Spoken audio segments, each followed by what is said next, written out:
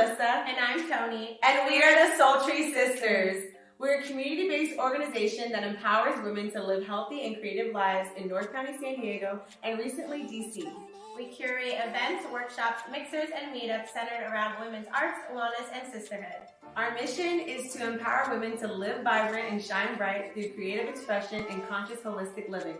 Our vision is to create a safe space that provides women the arts and wellness resources that are affordable and accessible. So far, we've partnered with Dancing Soul Boutique, Village Rock Shop, Carlsbad Village Yoga Co-op, and nonprofit organization Leap to Success. To find out more information about us and to sign up for our future events, visit sultrysisters.com. You can also find us on social media on Instagram, Facebook, Twitter, and YouTube at Sultry Sisters. We hope to see you soon. Hey, welcome back, y'all, to our Sultry Book Club. Happy first of the month. It's the first of the month. March is one of my favorite months. Why? Because it's your girl's birthday month. Woohoo! Lots of things we're celebrating. We are continuing with our Mahal month. We are extending it into March because we are continuing with reading all about love in March. There's all kind of good stuff coming. Spring is upon us, y'all. So we always like to welcome y'all with a warm welcome. Let us know if you're tuning in live, where you're tuning in from, and what you are sipping on. Yes. So, of course, I'm out here in the DC area. I'm sipping on echinacea tea and hibiscus leaves, or petals, rather. And yeah. I love that. I'm tuning in from San Diego, and I am double fisting today, y'all. I am staying hydrated. Last week, I was not here because I was still healing my voice. You can still tell my voice is a little bit tired, but it's here. So I'm sipping on some green tea with lemon in my Passion Planner mug and some good old H2O. Nice. Yeah, I always have water too. Agua, I can't not have it. But yeah, speaking of Passion Planners, so they are a Filipina-owned, queer-owned planner company. Well, I think they do a little bit more than just planners now. And so last year we were featured in their planner, one of our quotes. So that was really exciting. And yesterday someone tagged us in a reel they made on Instagram featuring our quote. So yeah, it's just very fond memories of working with Passion Planner. I've been aware of Passion Planner since I was in college. So when they first kind of started, because they were giving away planners and stuff, and I was familiar with the brand since she's from San Diego. And then they reached out to us a couple years ago. So yeah, so super full circle. And I love planners. If you know me, you've been following me for a while, you know I always have different types of planners, and that's kind of my thing. So yeah, very aligned. And since it's Women's History Month, I have my t-shirt, The Future is Famaloan, which is from Magahaga Rising, based in Guam, Guahan. So it's The Future is Female in Chamorro. So I had to support that. And I'm wearing my Pisces necklace, which is from Femme Fatale. Oh, and then crystal bracelets, of course, from the Village Rock Shop. So supporting women all the time, always. All around, y'all. We'll be coming with more content and speaking more about how we're going to celebrate as a community Women's History Month. So be sure to join our email list to follow that. Make sure to also follow us on Instagram, YouTube, all the socials. And also, if you're on here, subscribe to our YouTube channel so that you'll be the first to know when we upload new content. Nice. And then Kyle says, of course, that he's checking in from Wheaton, Maryland with sweet tea. So if you guys tuned in last week, you're familiar with Dr. Moore. So Kyle came on last week to guest co-host with me, and we went over chapters 4 and 5. So go check out the replay on our YouTube channel. So yeah, thank you, Kyle, for joining. And then Jasmine shares that she's in Brooklyn, New York, drinking water with lemon. Yes, I love it.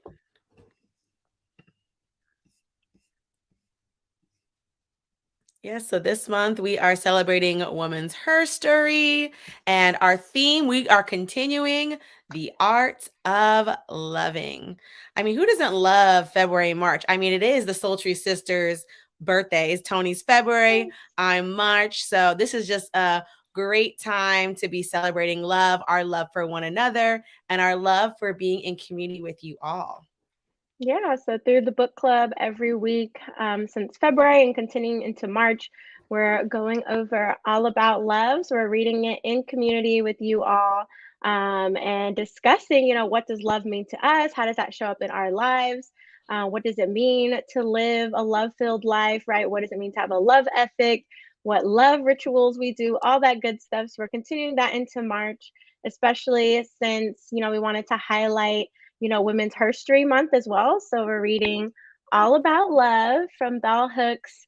And of course, you're familiar with Bell Hooks since we've been talking about her since last month. But in case you're new here, Bell Hooks is a writer, author, Black feminist scholar, and she was known best for her writings on race, feminism, especially Black feminism, and class. Bell Hooks was very near and dear to us since we've been reading her, and I've been familiar with her work since I was in undergrad. But she did become an ancestor in 2021 at the age of 69. So we continue her legacy through the books that we read and sharing her work and being in community.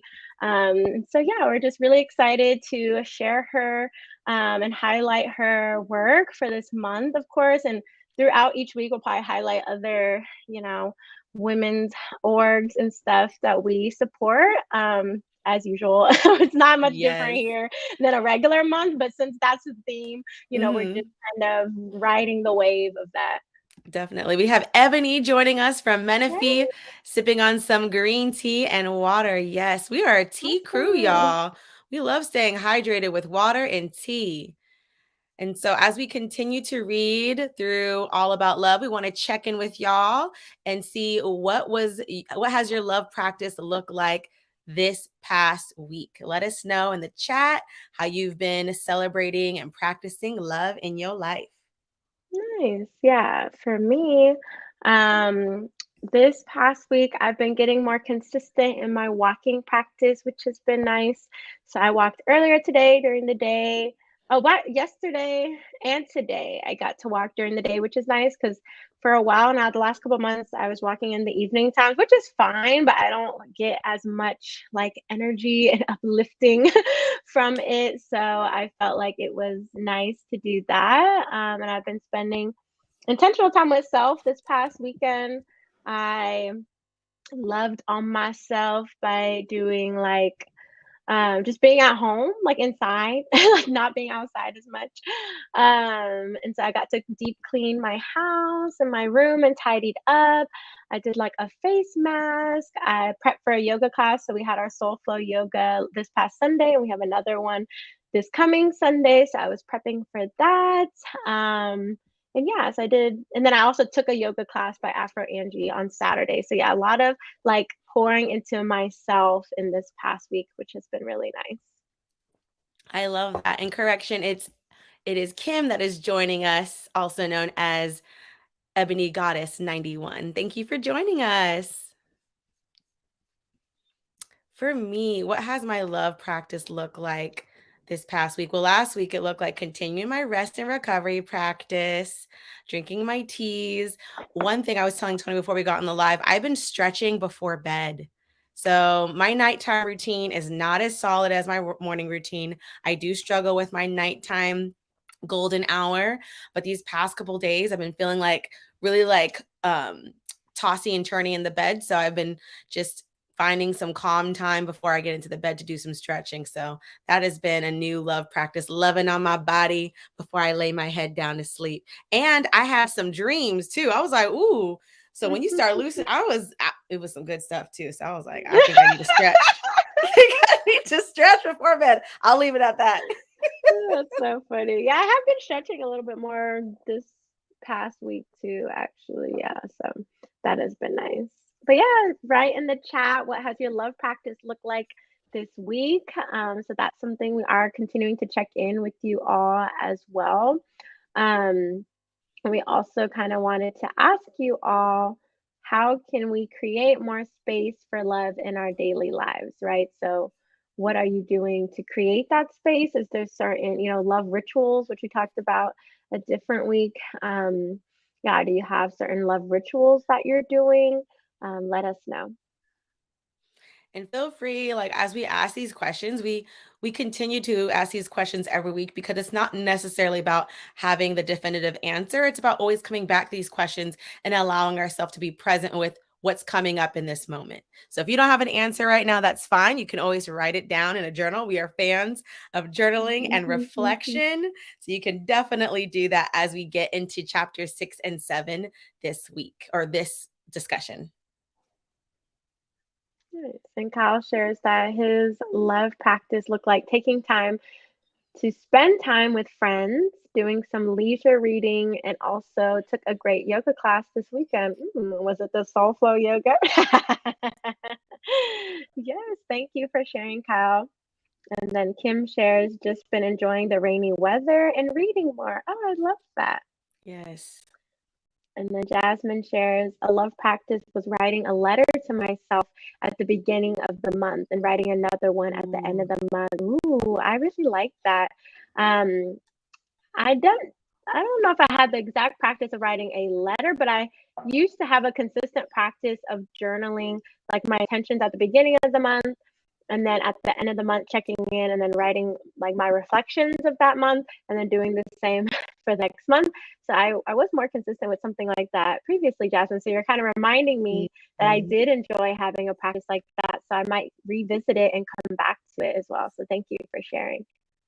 Yeah, that's what I did enjoy. So Tony taught a soul flow class this past Sunday, and half of the class was dedicated to reflection. And she offered quotes from Bell Hooks' All About Love, which is in theme of what we're reading. And for me, I don't have a like as strong of a journal practice as I would like, but I give myself grace. And so to have that carved and spaced out time in the class was really great. So if you're like, ooh, I want to do that, make sure to join us this upcoming Sunday. Tony's going to be continuing to offer some time to lead us in a yummy, love-centered flow. So that's a little plug. But that was a way I loved myself this week, is definitely like giving myself time to journal. Yeah, and one of the questions that came up as I got my yoga journal, I have so many different journals, but one of the things that came up for us during that session was, how are you cultivating a legacy of love? Right? So how are you cultivating a legacy of love? I'll add it into the chat as well. But yeah, something to think on. You don't have to have the answers now. And yeah, I hope you all, save these questions somewhere so you can return to it at another time. As Tony writes that in, I'm going to start to get us ready for our review of chapters 6 and 7. So we're going to start with chapter 6, Values Living by a Love Ethic. This again was a short chapter, but I really, really enjoy it. And I want to ground us with the opening quote in the beginning of the chapter. So values, living by a love ethic. We must live for the day and work for the day. When human society realigns itself with the radical love of God in a truly democratic paradigm, there is no love of power for power's sake. So that's really a way to ground us in what we're going to talk about. Again, if you're tuning in live, you can break out your book and underline these quotes with us, take notes with us. If you're listening like a podcast, you can just soak it all in. And that quote was by Marianne Williamson. And so living by a love ethic. What do y'all think we're about to get into? When you think of a love ethic, what are some words that pop up for you? For me, when I think of values, living by a love ethic, all of a sudden I went back to chapters before where Bell Hooks talked about justice. So I was already kind of primed to think like, oh, this is about living fairly. That's what I was thinking. Love ethic, living holistically. Those are the two things that came to my mind before I started turning the pages and reading her thoughts and reflections on this. Yeah, and also earlier chapters, she does mention the term love ethic, but she hadn't really defined it yet. So it was nice that she Mhm. has a whole chapter to detail and describe like what she means by a love ethic, because she already had kind of talked about it, but it was nice that she dedicated a whole chapter, especially when we talk about values. Because right, last week we talked about commitment and that's important, and then spirituality. So then now coming into values, I feel like that also helps ground us as we continue learning about all about love. So yeah, I feel like Mhm. this chapter also was very grounding in kind of defining what love means for Hooks. Definitely. We have a comment from Kyle. Same. Justice and fairness came up. Definitely thinking about how we live in community with each other as well. Yes. Hmm. Yes.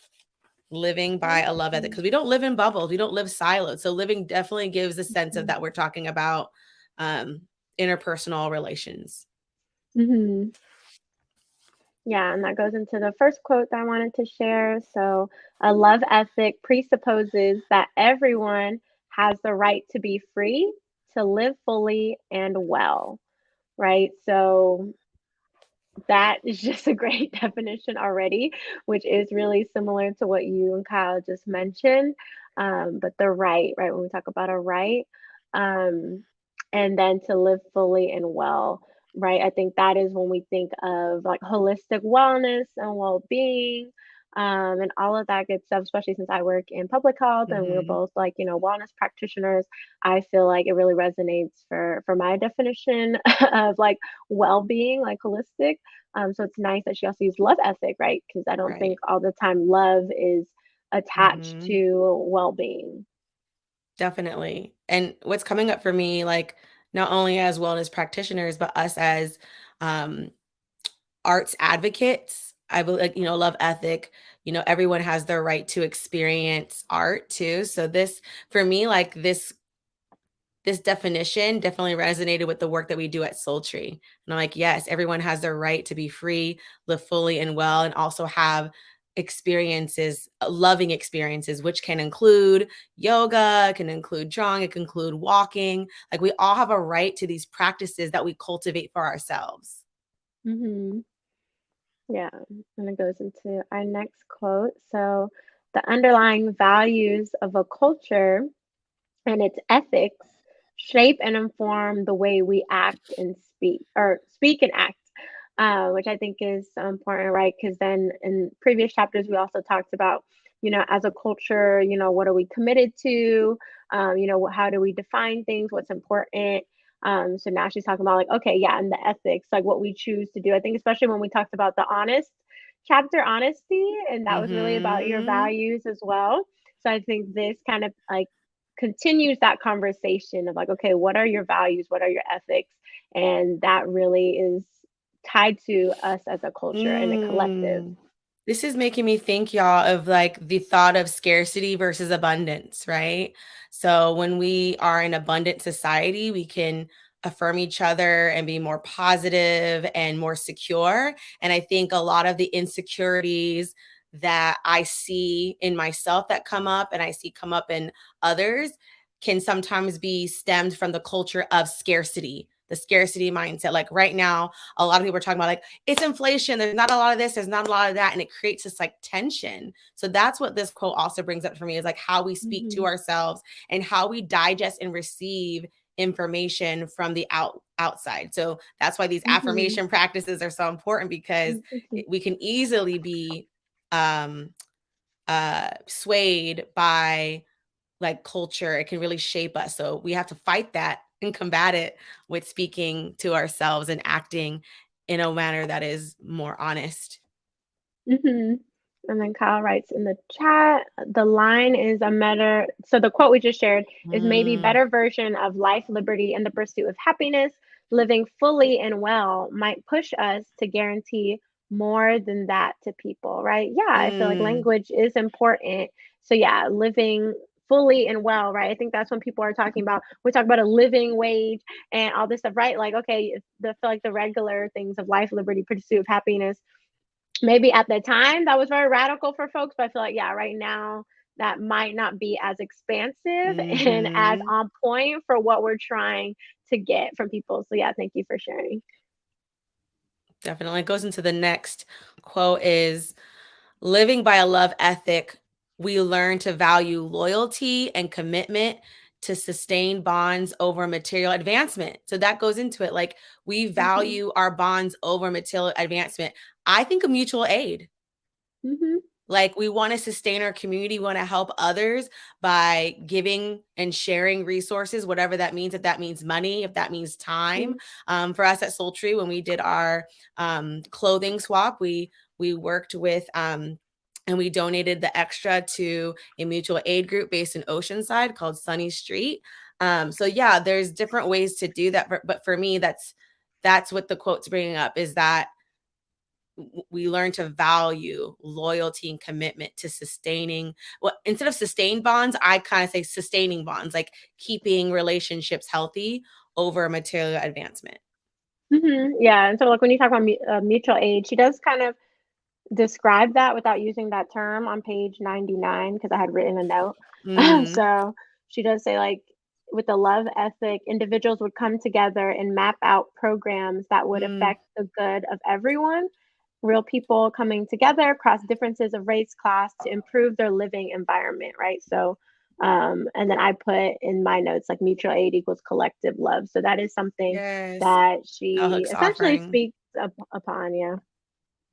It's like amazing. I think Kyle said this before. Like, I wonder, like, how if Bell Hooks was writing this book, like in these past year or two, like what different words they would use. And I think mutual aid definitely would be added. And plus, later on when we talk about mass media, I think she would talk about social media. And then Kyle writes a comment, pushes us to think more about interdependence, right? So about the collective, how we can lean on and support each other through this loving practice, right? Yeah, so I think that is super important. And yeah, especially when we talk about over material advancement, which we'll get into in next chapter when we talk about greed. Okay, this next quote, y'all, I wanted to share so we can talk about well, I'll share the quote first. So this quote is testimony in New Age writings affirms the way in which embracing a love ethic transforms life for good. Yet a lot of this information only reaches those of us who have class and privilege. So she's offering this right after we're talking about, you know, having a loyalty and commitment and sustained bonds over material advancement, but then also sharing like how this New Age writing is talking about love and transformation, but only from a lens of class and privilege. When I think about that, I think about when people talk about wellness and they tie it to capitalism versus like wellness as a communal practice, as collective healing. They think of when people try to sell wellness as a product, as a retreat, as a step process versus a lifestyle. And that's like kind of what Bell Hooks is saying. Like this is more than just, this is a process and a journey that you will take in your life. This is more radical than the purchase of a product. So I really wanted to share that so we can kind of talk a little bit about that and how we relate to that in the wellness industry.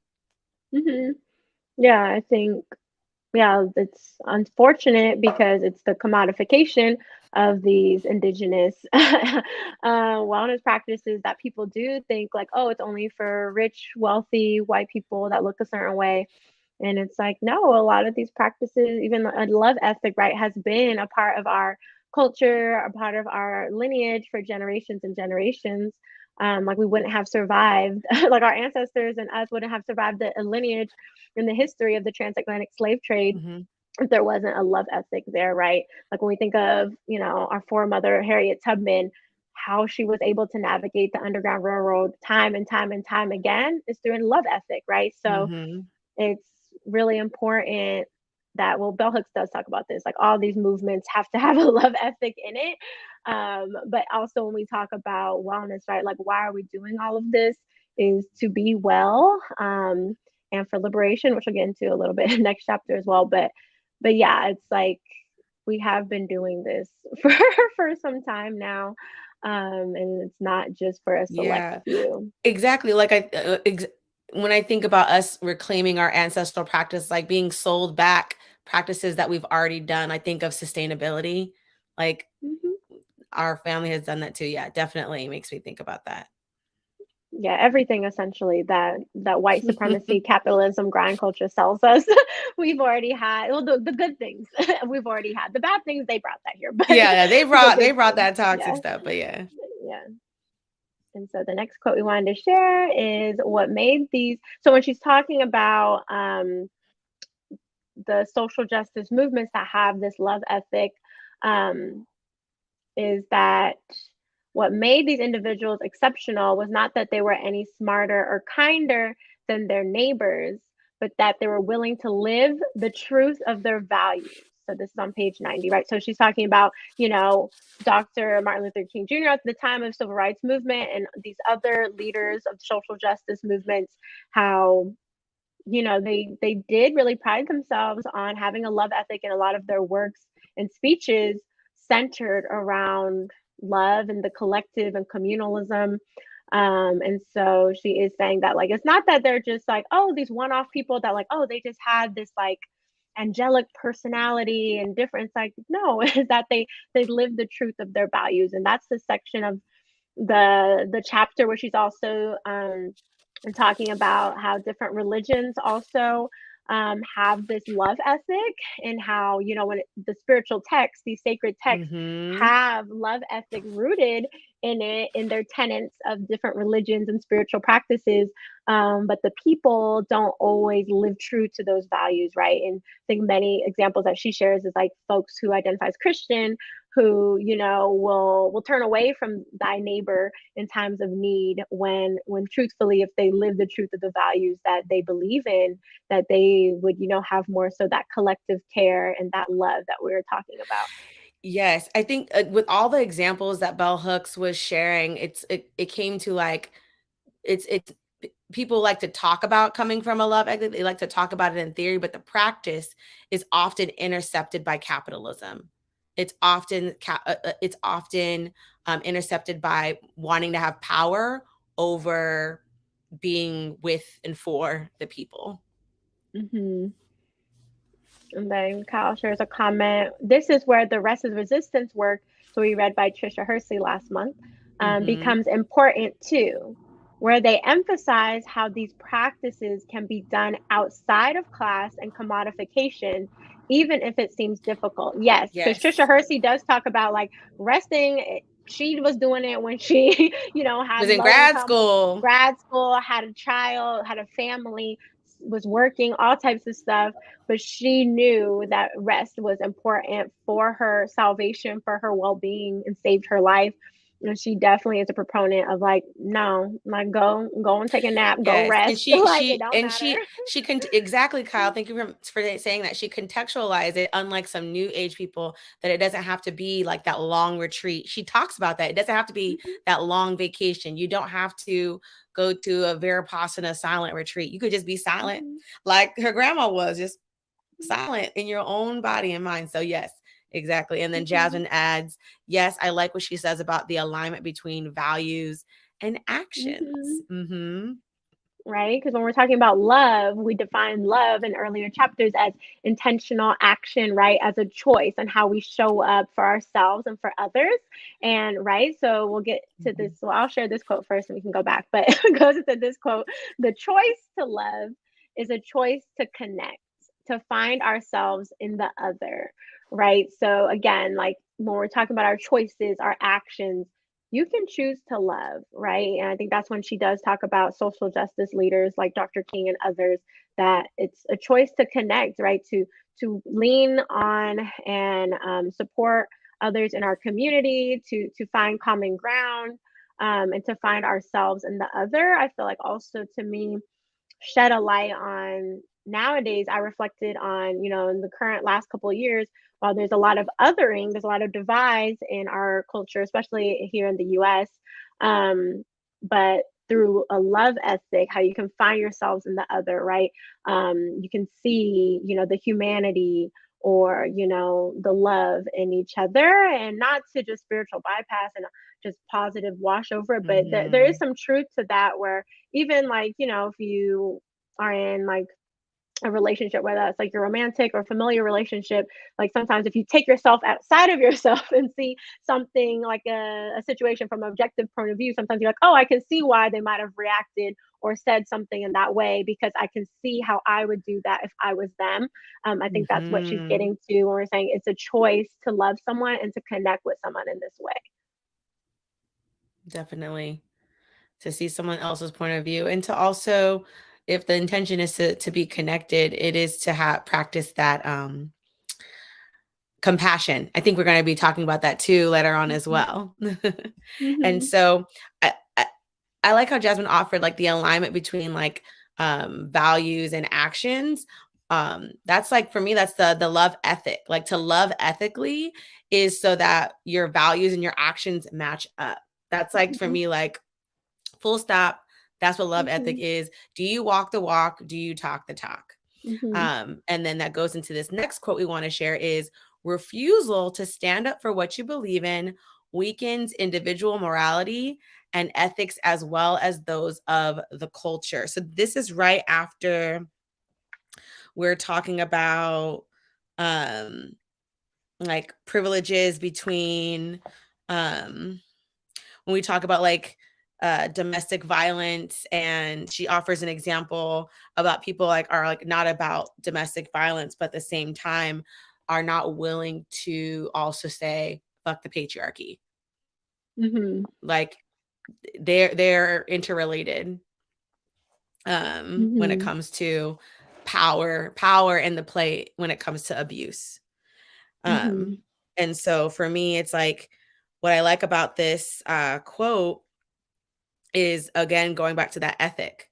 Like we have to stand up for what we believe in, and that might mean that we have to live in our truth and our values. That means to attain something it might take a longer time. You may have to be mindful of the people you interact with, the Mhm. companies that you support. Like it's not going to be easy. Like when it comes to like a love ethic, she does talk about this later on, and I don't know if it's this chapter, it probably is the next chapter, when she talks about the solutions to being practicing love ethics. She talks about environmentalism and all that. And so if we Mhm. are loving, it's going to take time. Mhm. Yeah, and also on page 91, she talks about embracing a love ethic means like radical change. And I think Mhm. that's what this chapter with values really does root us in and ground us in, is that in order to have radical change as a collective, um, needs a love ethic that is radical, right? Um, Mhm. that is standing up for what you believe in, holding yourself accountable, holding your community and your colleagues and your loved ones accountable. And again, it goes into the other quote we just mentioned, but it's just like, are you living by your truth, right? And I think that's something which can also be a journal prompt to check in later, right? It's like when the different things that the different choices that you're making, the different actions, to just check in with yourself periodically, like, are you living the truth of your Mhm. values? Which I think if more of us did that as a collective and was radically honest with us, going back to the previous chapter, and was committed to loving ourselves and others, I think this all is, again, she's building a formula for us as we keep understanding all about love, right? Mhm. And I want to like read this section because I love how you talked about Tony bringing up the radical changes. And she talks about, Hmm. she says here, fear of radical changes leads many citizens of our nation to betray their minds and hearts. Yet we are all subject to radical changes every day. We face them by moving through fear. These Hmm. changes are usually imposed by the status quo. We've been Hmm. talking about the status quo, for example, and then she talks about the computers. Like it was unknown, but we were able to confront that, and as long Hmm. as that we can cope. So she's saying like it is Hmm. possible to live by a love ethic. What she's offering is attainable. We just have to imagine. And that goes back to rest of resistance. We just have to dream about it. Hmm. We have to imagine it so we can implement and cope with the changes that's going to have to happen in order for us to attain Hmm. a world with love, with a more love ethic. Hmm.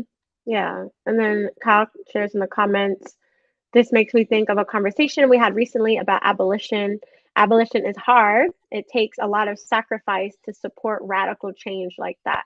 But if everyone did, yes, we'd be better off, right? Yeah, it's you have to be in for the long haul. It is you might not see a change right now. Like Audre Lorde also has a lot of quotes and writings around that where like the change is not going to happen overnight, but if you keep going, then that's when the radical transformation happens over time. And that's also why Audre Lorde, just highlighting her for Women's History, but Audre Lorde also has the quote about, self-preservation, right? So again, when we're talking about a love ethic, you have to be committed to yourself. Last week when we talked about self-love and commitment to self, that's what that self-preservation is, right? So Hooks and Lord are not saying like, oh, just keep loving and love yourself to death, where then you're depleted and you have zero in your love bank. No, they're saying like, you live by a love ethic, and that's why they also mention self and others, right? That it's you're also doing this for yourself. It's not selfless in the way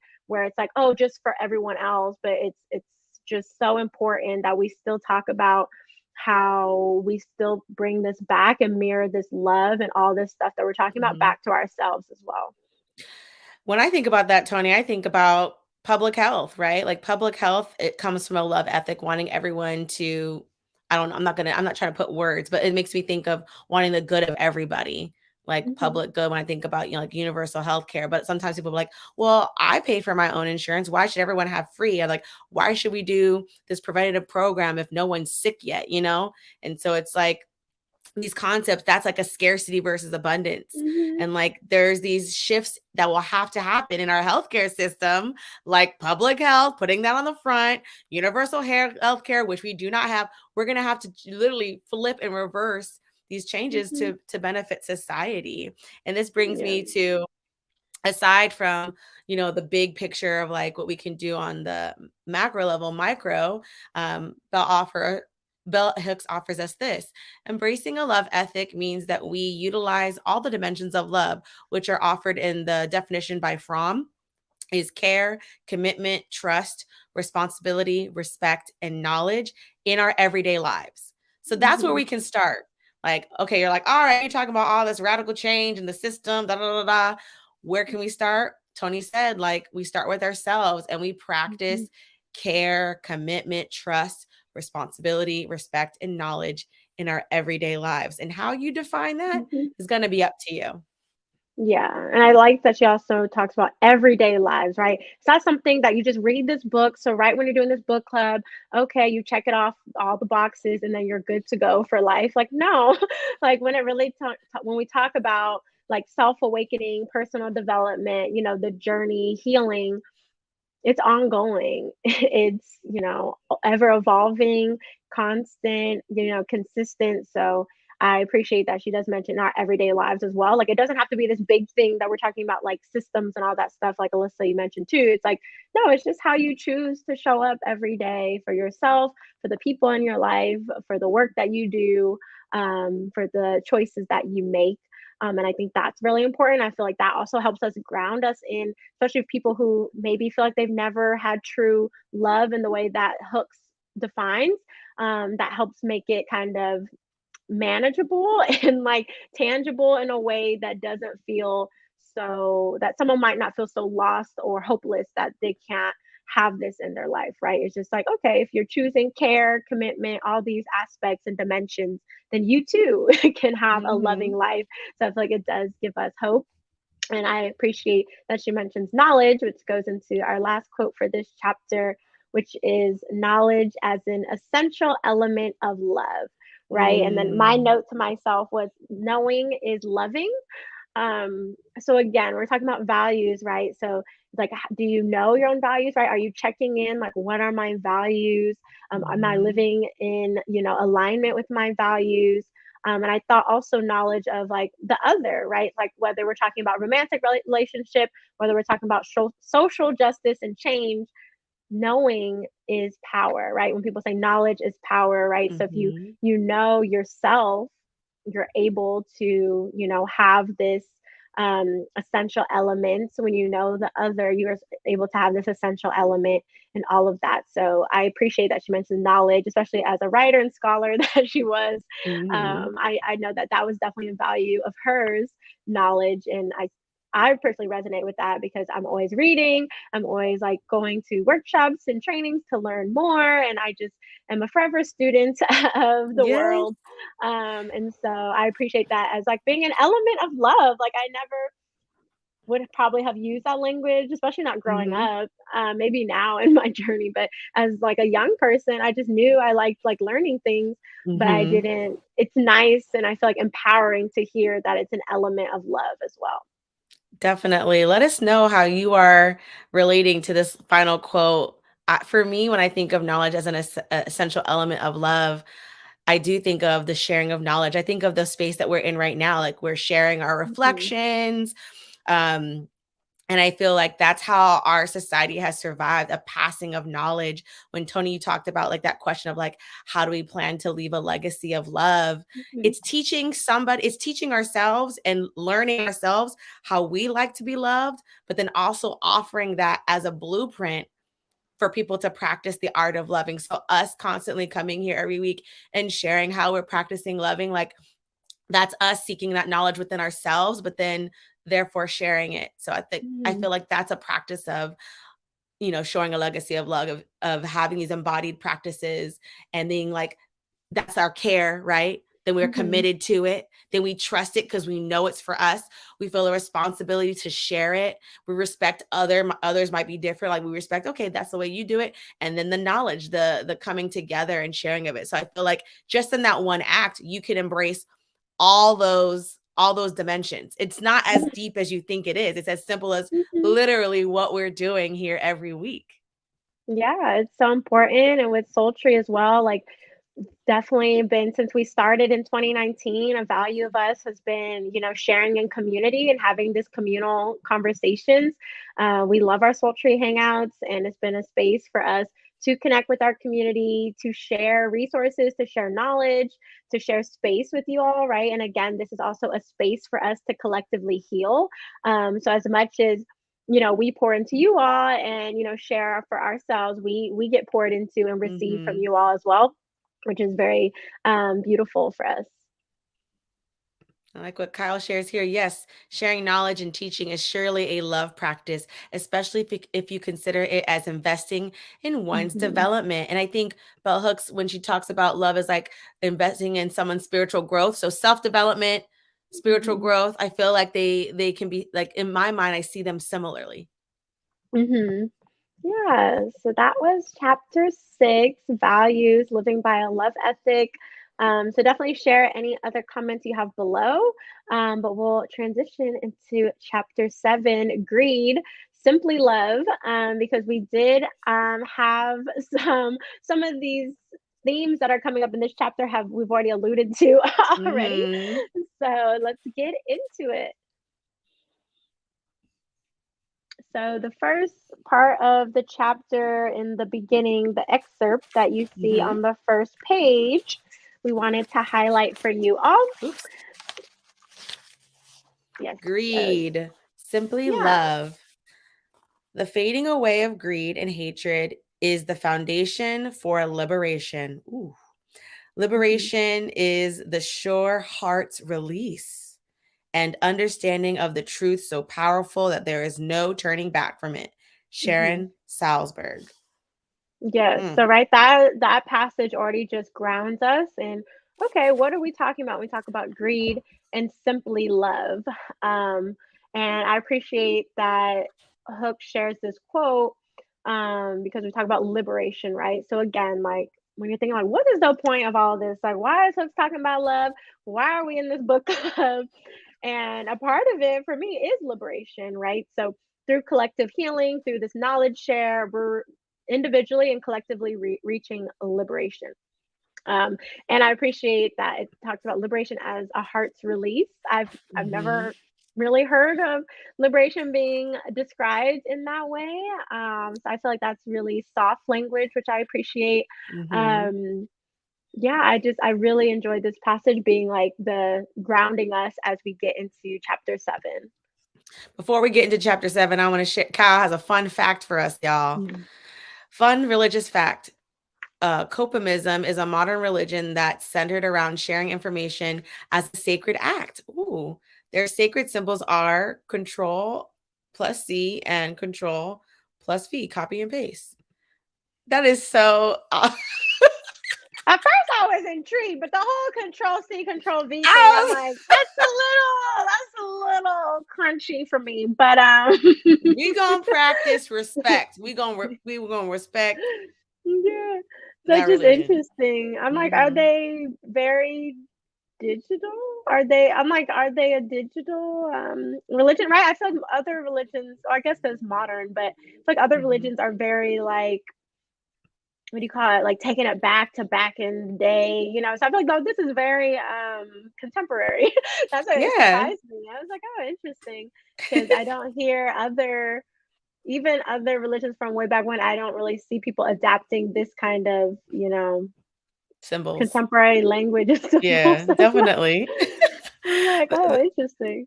So the first quote from the chapter Greed, Simply Love we wanted to share is, a culture of narcissism is not a place where love can flourish. Because when we start talking about greed, she already hits us with narcissism, exploitation, domination, all these like heavy filled words that are important because we do experience them. But yeah, I appreciate that she just mentions like the culture of narcissism, right? And especially like the culture, right? We're not saying that specific people are narcissists, because then of course people are going to deflect and be like, I'm not narcissistic. But she's like, no, the culture, right? So we talk about the culture of narcissism, the culture of domination, the culture of greed. It's just how society is set up right now. So I appreciate her language too. She even goes in later in the chapter to define the difference between healthy narcissism and pathological narcissism. And I really appreciated that, because that, like she said, she's talking about the culture of it. Okay, I found it here. So we're skipping ahead a little bit because of the quote, and we're here already, is that healthy narcissism is the self-acceptance, self-worth. That is the cornerstone of self-love. So there you go. Like that's the healthy one. So if that's where you're coming from, you're good. But pathological narcissism, this is what we're talking about. The not so good one is wherein only the self matters. That's literally that's literally the definition, where only the self matters. So just in case you're kind of foggy on the definition of narcissism, when we're sharing this, the culture of only yourself matters is where love cannot flourish. Yeah, and that was on page 117, the quote that Alyssa was just sharing. And then Kyle shares that I think the idea of a culture of narcissism centers around people over relying on the idea of personal ownership, i.e., this is mine and I'm keeping it from others. Yes, exactly.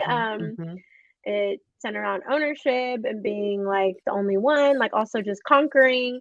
Colonialism also just relies on narcissism, right? Like, oh, we're the first one to the moon, we're the first one to this country, we discovered these things in quotes that's already been around for generations. Or like, yeah, like how everyone wants to name everything after themselves, like their names are put their names everywhere, like the branding of it. I think of that too.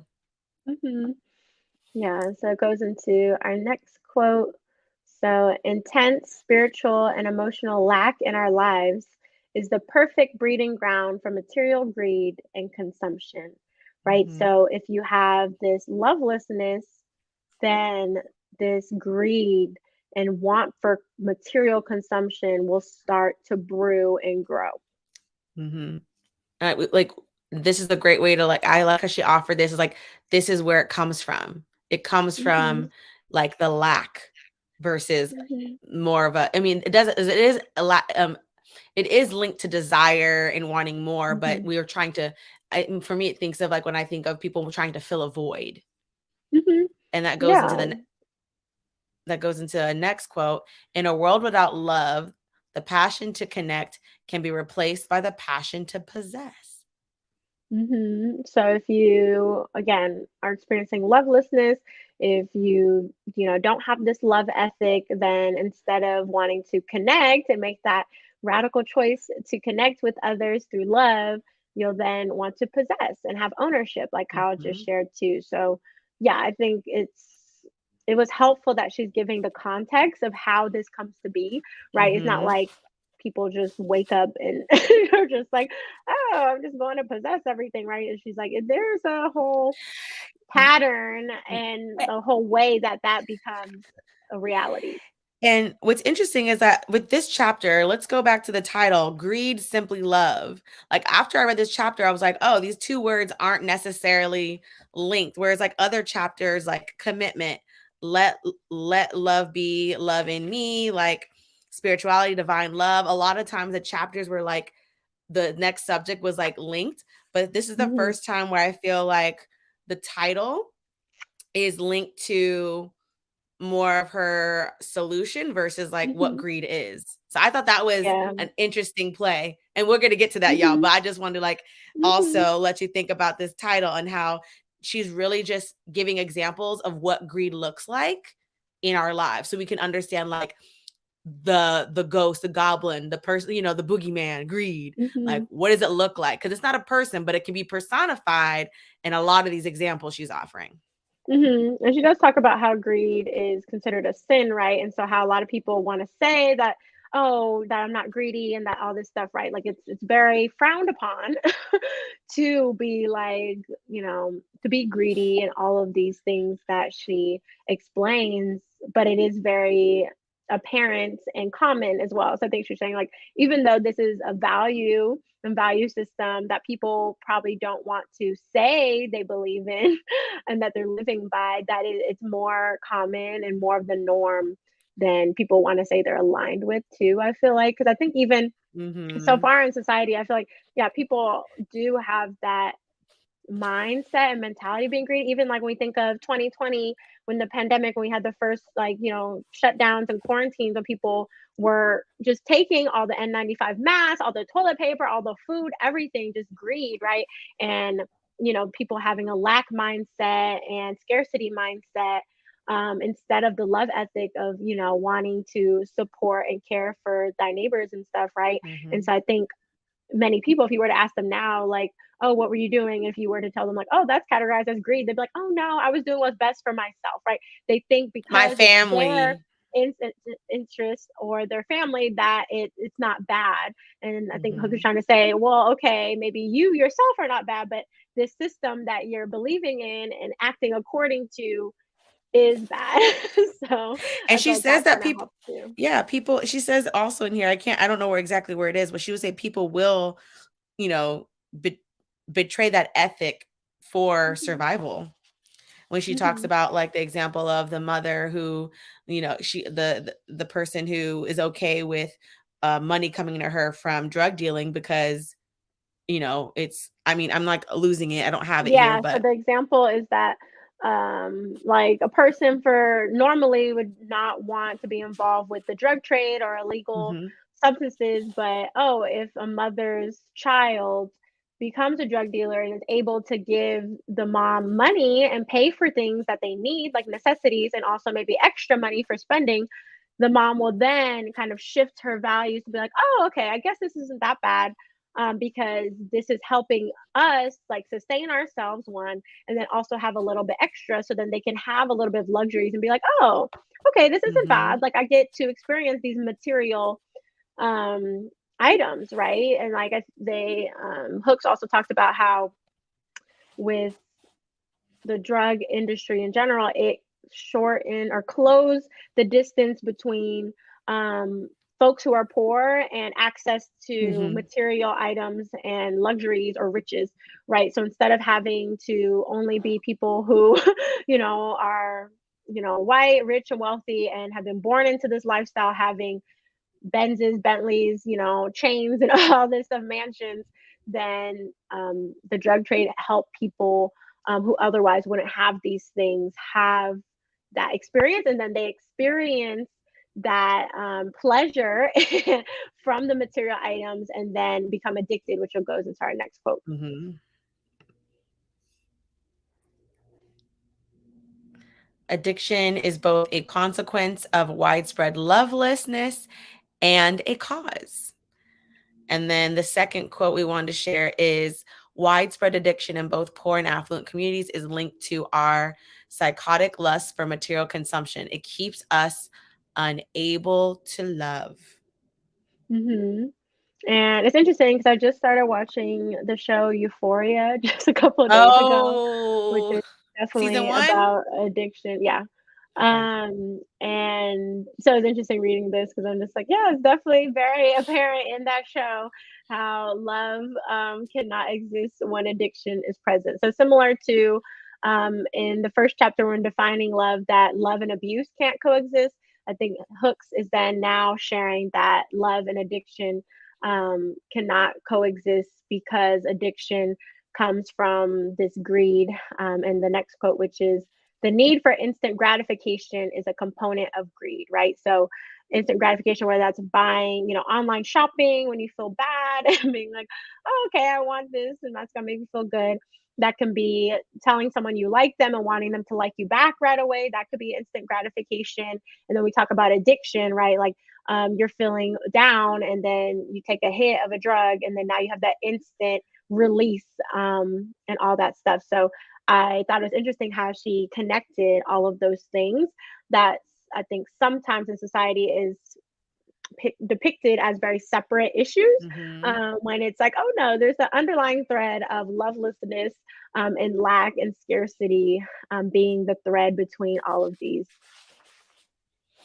And I love how she points out too, like whether you have money or not, like addiction, like everyone is susceptible to it. Like you Hmm. said, it can be from lovelessness and a cause. Hmm. Mm-hmm. Yeah, which goes into Kyle's comments. So, a lot of the ethic pushed in neoliberalism since the 80s has been that greed is good mindset, kind of what we talked about with economics last session, an emphasis on self interest, right? I think it is kind of depicted as like, oh, well, if I can accumulate these big houses, these big cars, these jobs with XYZ figures, then that's great, right? I'm successful. I think that's how society makes it seem when really there is still that void, and that's why people keep going and don't ever reach fulfillment. So last week we talked about spirituality and how having a spiritual life, you have that sense of fulfillment within, and I think that's what greed Mm-hmm. is like the antithesis to is where like greed makes you feel like you never are gonna feel fulfilled, right? You're always lacking, you're always gonna need something, and that's what capitalism preys upon as well. And I'm going to skip ahead to this quote. The mass media is the primary vehicle for promotion and affirmation of greed. That goes into instant gratification. So if you think about, when I think of mass media, you can think about commercials, but also think about like when we're on Instagram, right? Like having those Mhm, ads, like is just right there. It's affirmation. Like just click this button, you'll get this. Your life will be better mhm, when you have this and that product to make your life easier. It's just, it's really embedded in our culture. Like, I think that's what she's getting at. Greed is just mhm. so embedded. Yeah, which goes into the quote after that one, which is greed violates the spiritual connectedness and community that is natural to human survival. So, what we talked about last week when we talked about spirituality and having a spiritual life, greed just goes against all of those values, which, is not helpful when you're trying to live by a love ethic. So, again, I think Hooks is highlighting these things to show that it's not natural for us as humans to have these things. And that goes into this next one. Yeah, we're on a roll. She's like really driving it in. The worship of money leads us to a hardening of the heart, and it can lead us to condone either actively or passively the exploitation and dehumanization of ourselves and others.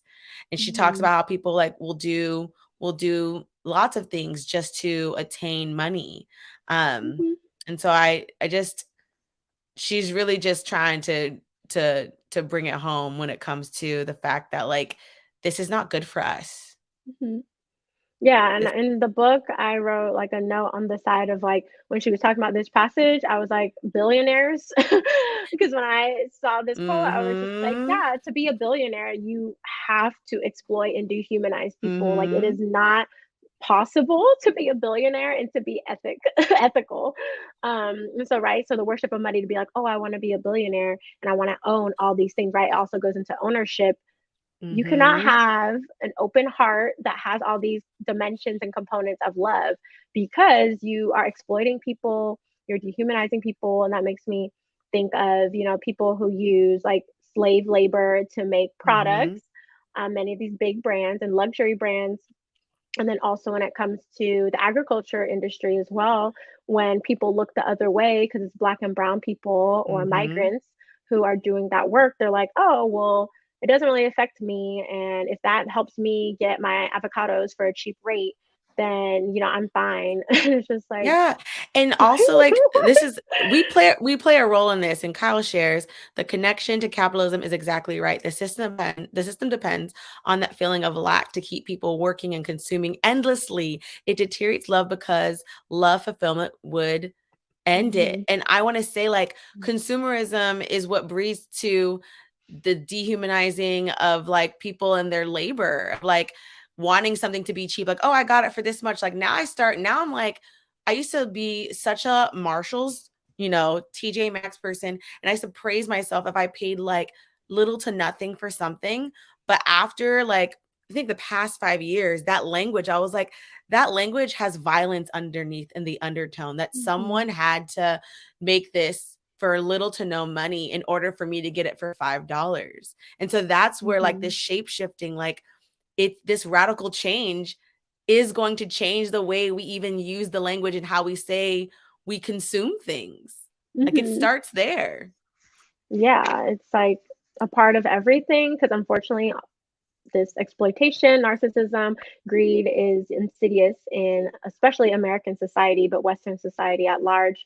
But also, Mhm. it's like, right, like there's what do you call it? There's like levels to it, right? So like the billionaires at the top, they're getting exponential amount of money. Like even in COVID pandemic, Jeff Bezos and all these billionaires were making tons of money every day, while many, many, many, many, Mhm. many of us, the collective was suffering, and they were just enjoying themselves because they're profiting off of exploitation and dehumanization. And people, unfortunately, it's so integrated into society that it is very hard. You have to be very radical, right?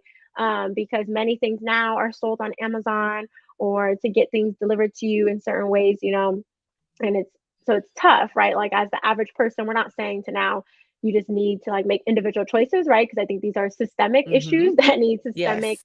policy change and override collective change. But it's just, the awareness can be Yes. where you practice love, right? Just being more aware of like, okay, like maybe I'll make this other choice instead, right? Maybe I'll try to get this thing from a local business, or even just having awareness of like, oh, I'm making this choice. Yes, I'm still making this choice, but I know what the consequences come with this choice. Yes. That's the responsibility. That's part of love, Mhm, is taking responsibility for your actions. And that goes into this next quote. To maintain and satisfy greed, one must support domination. And the world of domination is a world without love. I think of Amazon trying to dominate mhm, the every single industry. So that's like using example, like riding on the coattail of what we just were talking about of shopping. But yeah, to support domination, to support these industries and these companies that just want to be, you know, at the top. And also, um, this other quote, it goes up here, right here. Greed violates the spirit of connectedness and community that is natural to human survival. yeah. And so when we talk about domination too, like people always are like, oh, I want to be the best, I want to be on the top and all this stuff. But it's like, but at what cost? Right. So it's like if you're gonna do it no matter the cost, then that's greed and that's domination, exploitation. Yeah, Um, I think competition. Yeah, domination, competition. That's what I'm thinking mhm, about too. Like wanting to be having I always think when I think of these examples, I'm always going to big business. because it's the easiest examples, like Starbucks on every corner. Like, do we really like Mhm. that? What about the smaller shops? What about those Mhm. people that live in our communities? Where are they? What job are they supposed to have? Yeah, and many of these big businesses, they're not doing that willy-nilly without knowing. They are intentional. There's like a big ice cream shop around here that they purposely build new locations right in the same like small proximity of small ice cream shops to drive business to them instead of the small business. And it's just like, why? Like, why are you doing this? Right? But it's for domination, it's for Mhm. greed, and that's disgusting, right? It's just like, why are you doing this and just ruining people's livelihoods and just an ecosystem that is fine. They just have this local business that's flourishing, and then you need to come to dominate. Like, Mhm. why? So that's something that's very common when it comes to corporations, unfortunately. And I wanted to also bring us to, are we going to get into, not exactly. So in page 125, when we talk about greed, we'll get into the quote in a second, but I want to give the context. So Hooks is talking about like communalism, and how, you know, she talks about resisting the temptation for greed. So we have Mhm. to like change public policy. So she talks about solutions being changing public policy. She talks about saving our planet. This is what you talked about earlier, Alyssa. Saving our planet through stopping thoughtless waste.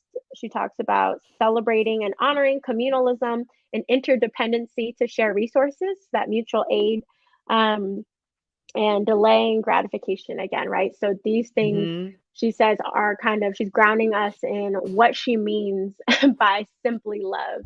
Um, Yes. And then I want to highlight Kyle's comment. Political economists call this Economist. real competition. Economists call this real competition, very different from how competition is depicted in a typical econ class. It's violent, yes, Mhm. and it's what leads to these low wages and poor conditions. Right? Yeah. And thank you, Kyle, for mentioning that it's violent. Yes, these things are very violent, but people, especially white people, don't like that realization. It's like when people talk about, I don't know, little things that are not actually violent. When we talk about big business, when we talk about corporations, talk about billionaires being violent, they're like, how are they violent through everything we just mentioned today? Yes. Yeah, it's very violent. Exact. And so, we've been setting the ground for like what greed is, what greed looks like. And I want to offer y'all to reflect like what does greed look like in your life? I know it made me think about like I might not resonate with all these examples. I understand Bell Hooks is setting the stage, but I did want to offer myself space to think about how it might show up in my life. So that's that part. Write it down, think about it. But I also appreciated how at the end of this chapter, she offered some genuine solutions and offerings. And some of these quotes we wanted to kind of share to like uplift us. And like, so the first one is to know genuine love, we have to invest time and commitment. So as we're talking about these businesses, these policies that need to be changed, like, so for us, like to know genuine love, we have to invest time and commitment. For me, that looks like time in, understanding what's happening in, my local ecosystem of businesses and investing time and commitment into knowing where I can go outside of just going to big box stores. It could look as simple as that. Genuine love, invest time and commitment in our personal relationships, but relating it to business, I like how I'm tying this quote to that. Yeah, and people are like, "Oh, so do I just need like do I just oh, all of a sudden I just change where I do all my shopping and I never shop at Amazon or Starbucks or Walmart, whatever, right?" And some people can like cold turkey just change, but yeah, it's going to be slow process.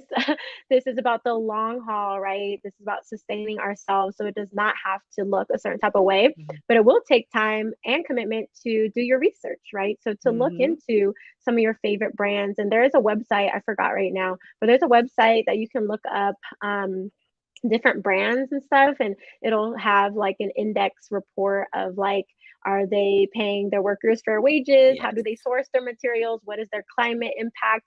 All of that stuff. But with this quote, I especially appreciate that she mentioned time and commitment as an investment, because we did talk about commitment last week, and she really grounded us in what does commitment look like on the path to love and living by a love ethic.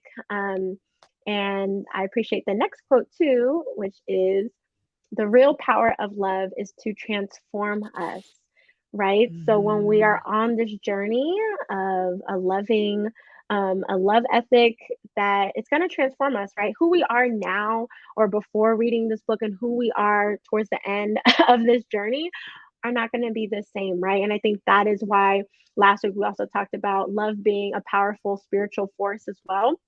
So yes, I appreciate this transformation, because also in Hook's definition from being love as nurturing one's own and someone else's Mhm. spiritual growth, right? When you think of spiritual growth, that's also transformation. So again, she's Yes. grounding us in this definition of what love means for her and what it can look like for us as well. And thank you, Kyle, for taking the time to share your reflection. When it comes to how greed has shown up in our lives. Kyle shares, greed has manifested in my life as overwork, trying to do it all and take every seemingly good opportunity. Definitely related to a sense of lack and scarcity mindset. Take the project now or else. I can Mm, resonate. yes, That is, that one. You're preaching I to the choir now. I'm like, yeah. Greed looks like not at for me, greed looks like not thinking anyone can help me and only I can help myself, you know? Mhm. In order and yeah, it's more than that. It's really just what you just said, thinking I Mhm. can do it all. It's like the ego, greed Mhm. in my is really attached to my ego and like what when it's because when you think of like narcissism and like what I do matters, it's all enmeshed in each other. So Mhm. definitely greed comes to me in my how I how I interpret um my interactions with other people sometimes. Mhm. Hmm. Yeah, that resonated with me too, Kyle, your share, especially like the scarcity mindset. And I feel like, especially like a woman, being a woman of color, I feel like because there's not always opportunities around, so it is rooted in like a contextual thing, but also it then becomes internalized of like, I've been like, oh, okay, well, I don't know when the next opportunity is going to come, so I might as well do this even though my plate is already full. And even though there's probably someone else who might be better for this because they have the capacity, then yeah, I still might say yes to things just because I want it under my belt, when I could actually just let it go, right? And then when you let go and have that abundance mindset, what is actually for you will come to you, right? And I think that's what Hook's talked about previously too, when we talk about a loving environment for work, right? It's like, how are we creating a loving environment for ourselves to show up Hmm. for our work in a healthy way, right? Because I like the three of us just talked about, this is internal. No one's telling us this. So it's like, how do we ourselves, create this loving environment where we don't have to be greedy or feel greed when it comes to the work that we do?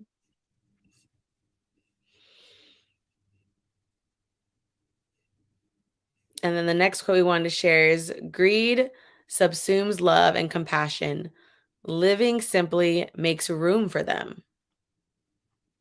Yeah, so this is in the point in the book where then she's Yes, giving she's us, like, she's railing it oh, in. She's like, this is what I mean, y'all. She's and like, this is yeah, what I've been and talking and about. and she says like the answer is simple, and she shares this last quote: living simply makes loving simple. So she's Hmm. talking about simplifying our lives. That's back to rest and resistance, like really like Hmm. filtering our lives to be filled with intention, that love ethic centered around care, commitment, trust, Hmm. responsibility, respect. Um, the rest is still in my mind. I'm trying to memorize them. But yeah, and oh, knowledge and Hmm. knowledge. So I really appreciated that because we talk about soul sustainability.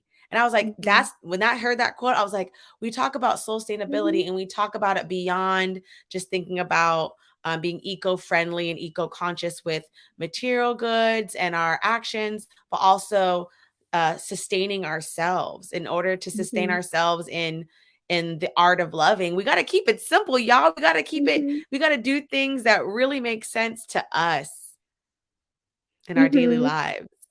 Yeah, and I also thought of living simply as I feel like the movement for, like tiny homes and minimalism, I feel like they come from this ethic of living simply to make loving simple, right? I think they want a loving, love-filled life, so they make choices to simplify their living situation and their lifestyle, which I resonate with at parts as well.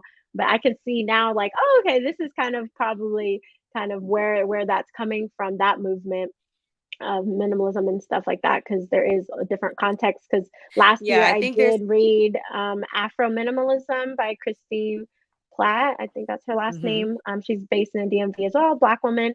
But she has the guide to Afro Minimalism. So minimalism from an African American and the African diaspora perspective. So if you're interested in that, check that out. But in general, yeah, I was just like, okay, I can see how this quote kind of grounds that kind of choice. But for me, I also appreciate it as like living simply, as like not overthinking, not doing the most personally makes loving mhm, simple. So especially when it comes to interpersonal relationships, like sometimes we are just kind of overthinking and doing the most with mhm. stuff. And if we just, live simply and just say, hey, this is who I am, this is what I'm about, these are my values, then that can make, the act of loving in community with others more simple. And one another thing that makes me reflect going off of you is like living simply makes loving simple.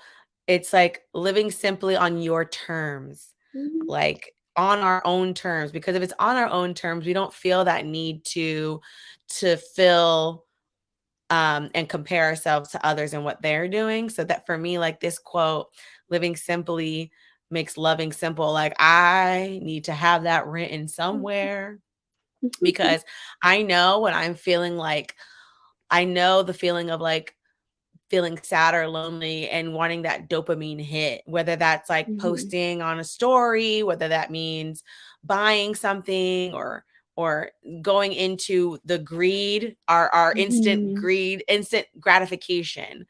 Mhm.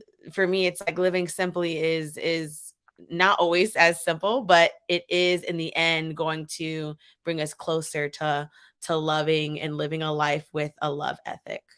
Mhm. Yeah, and Kyle shares interesting thinking about living simply with her idea of domestic bliss from the Mhm. commitment chapter. Some might think you need consumption to achieve bliss, aka the cozy industry, right? But maybe not. Yeah, I think Right. that really goes into like when I'm feeling stressed or overwhelmed and stuff. Sometimes the best thing I can do is just like tidy up my space and clean my space, Mhm. put some incense or my essential oils on, open my windows, vacuum, do laundry and like take away the trash, stuff like that. And that doesn't cost anything, Mm-mm. but can really help me live more simply and then feel more love around me. So yeah, I appreciate you sharing that, Kyle, because that is like an answer. And I appreciate Hooks mentioning that too, that it could just be simple. Like love, especially when we talk about love, right? Love does not have to be like all these things that we have to to accumulate or hold or all this stuff. It's just simply being yourself, living in alignment with your values, showing up for yourself and other people in your life, and that's Gucci. So Yes. yeah. And so how are y'all feeling after reading chapters 6 and 7? I know we've gone a little bit over the hour, but I think we did pretty well. I think we Mhm. did pretty well to make it this much. Let us know in the comments whether you're watching the recording or here with us live. How are you feeling after reading first chapter, values, living by a love ethic? Are you now marinating on your values? And then greed, simply love. Like Now, what are you marinating on? What have these 2 chapters offered for you to reflect on? That's what I'm curious about for y'all. Yeah, I feel like for me, these 2 chapters have been really introspective for me. I mean, all chapters really, but these 2 specifically, I was like, with values, I was like, yeah, am I living in alignment with my values? Just checking in. And then with greed, right? It's like she's calling out these things, and it's like also having to assess yourself, like, okay, like, are my values in alignment with greed or with love, right? So I feel like it for Yes. me was a lot of self reflection and checking in. Which is really important, especially reading this book of like just seeing where you're at in your journey and like no judgment, but just, that awareness to give you that knowledge, right? Mhm. Exactly. And I think about, for me, when it comes to the first chapter, or chapter 6, values, living by a love ethic, um, it made me also think about um, the values in, like, in the communities I'm a part of, and how like how that's aligned with me too, because I Mhm. feel like we're all mirrors of each other. And so I think what helps reinforce our love ethic, in my opinion, are the groups and people that we surround us by. So it really made me like reflect on like my personal friend groups and the communities I'm a part of, and how that's gonna affirm my love ethic, and like comparing the 2. Mhm. And Kyle shares feeling anti-capitalist. Also on my copimism tip, make all knowledge open source. Yeah, open source is Yes. very important, especially when it comes to sharing knowledge and just for collective well-being. So yeah, thank you for adding that. Definitely. More about the collective community care, um, how we can mutually, as a collective, work towards building a love ethic in our community.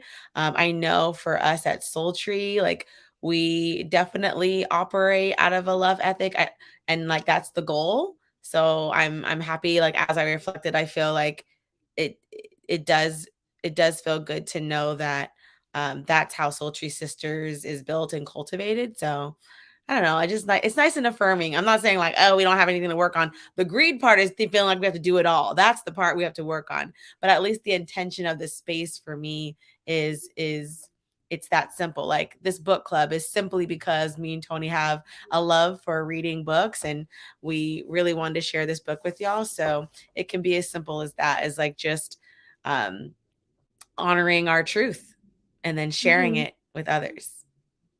Yeah, so thank you all for joining. So you can go to our website, sultrysisters.com/book club, and learn more. We're continuing all about love for the month of March. So we'll keep going and diving deeper into the text. Of course, if you subscribe to our YouTube channel at Sultry Sisters, you'll get alerted when we go Mhm. live.